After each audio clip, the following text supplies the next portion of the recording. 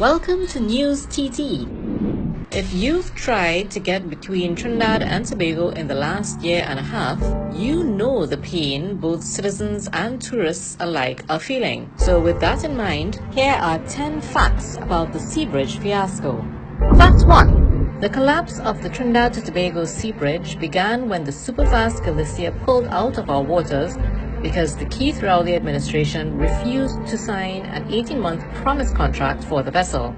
Tobago business owners and the general public were satisfied with the Gallian, and many questioned why the government refused to sign the contract. We don't want to hear that is this person or that person. What we need is a vessel. We put a government there and they're supposed to fix the problem. The port board even claimed to have approved the 18-month contract and did not know why the minister did not sign. 18 months was approved. The dredging was approved. The minister, Mr. Hines, approved it. There was an offer, acceptance, and therefore there was an 18-month contract. And I'm hearing a lot about 18-month contract, and so that I had nothing to do with that. If that 18 months contract was put in place and cemented, half of horrors and the swim by Watson Joe would not have been warranted. This was the beginning of a disaster which plagues Trinidad and Tobago to this day. Fact 2. Adding to the crisis was the government's decision to replace ferry maintenance firm Bay Ferries. Since the exit of Bay Ferries, the fast ferry service has been plagued with maintenance issues. 2 mandatory dry dockings of the 2 fast ferries were missed. The TNT Spirit has been on dry dock since June 2017 after a fire broke out in the engine room due to poor maintenance. The TNT Express has broken down multiple times since. The combination of the removal of the superfast Gallian and Bay Ferries has devastated the Tobago Sea Bridge. Fact 3. With the departure of the Gallian, the Keith Rowley government decided to bypass normal tender processes in order to get a barge to temporarily provide cargo services. The Tobago division is being forced to use the barge. It's not that we want to use the barge. They are talking about a barge, but we make it plain to them that is total disrespect to Tobago and Tobagonians. The barge was supplied by Trinity Offshore Supply and Tow Limited, a company run and co-owned by David Brash, but more on this later. Fact 4. With the 2 fast ferries constantly breaking down, the Keith Rowley government turned to Bridgman's Services Limited to lease a cargo vessel, the Cabo Star, and a passenger vessel, the Ocean Flower 2.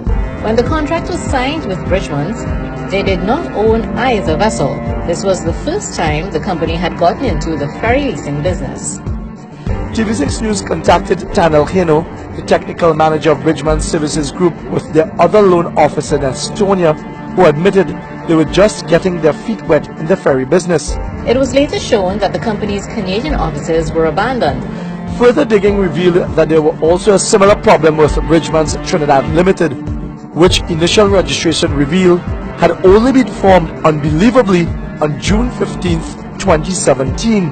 Further, the port board ignored information it had, which indicated that Bridgman's was a financially risky company to do business with. A journalist investigating these matters was offered a bribe of at least $1 million to stop reporting on the matter.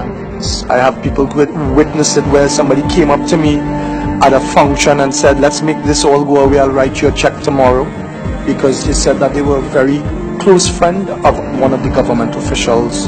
Fact 5. A special tender process was again used to select Bridgman's. This time, the cabinet did not see the contracts until after they were signed, under the approval of the Prime Minister and Attorney General. It was later revealed that the signed contracts indicated that commissions would be paid by outside agreement. When discussing the contracts, the Prime Minister indicated that the country was paying more than $1 million extra per month for the Cabo Star because of what appeared to be corruption. Dr. Rowley, as the head of the country and the cabinet, are you convinced that something has drastically gone wrong and is crooked in this transaction? Yes. My yes means a lot to me. To date, no person or entity has been charged with corruption and no arrests have been made. Fact 6. The Cabo Star cargo vessel is now being described as a health hazard. Truckers complained that there wasn't enough space on board for trucks and passengers. The truckers also complained about a rat infestation. Fact 2007. When the Ocean Flower 2, which should have been in the country by July 2017, failed to arrive by August, its contract was cancelled.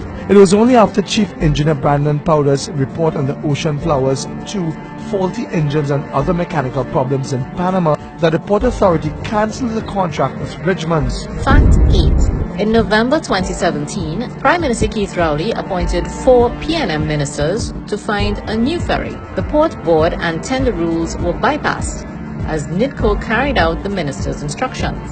The team has picked Gallian's Passage. With the Gallian's Passage, it will now take 4 hours to get to Tobago and can accommodate passengers and vehicles, but the vehicles will be exposed to sea blast as it is not covered. There have been claims that the Gallian's Passage is too short and too light for the open seas between Trinidad and Tobago and could become another vomit comet. Fact 9. Several questions are now being raised about the Gallian's Passage. Apart from the fact that the Gallian's Passage is slower and smaller than what was recommended by the ferry stakeholders, the vessel is also built for use in sheltered waters and not the open seas between Trinidad and Tobago. Questions are also being asked as to why Imbert and others are using international broking services to buy the vessel. In 2008, Trinidad and Tobago purchased 3 water taxis via the same company under the watchful eye of then Works and Transport Minister Imbert. The boats were procured by NIDCO under the chairmanship of David Brash. Remember him? He's the guy who leased us the barge last year. Anyway, the HC Katia, the HC Olivia, and the HC Melancia were purchased for $36 million and lasted only 2 years on the service before breaking down. All are currently moored at the Coast Guard facility in Chaguaramas and may soon be sold as scrap iron.